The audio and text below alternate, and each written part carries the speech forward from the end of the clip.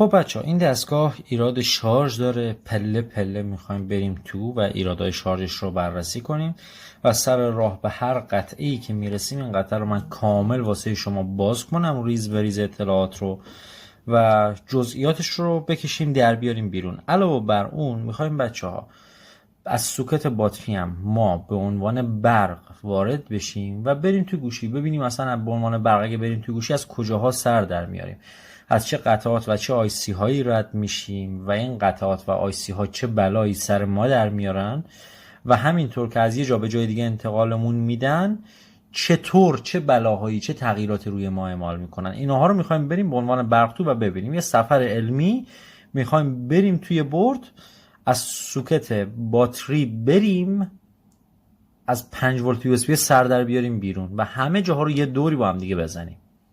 اینجا در واقع میشه همون ولتاژ شارژ، یعنی این ولتاژ آماده است که بخواد یه جایی رو یه باتری رو بخواد شارژ کنه. اما چطور اینو وصلش میکنیم؟ میگیم دو تا راه داری.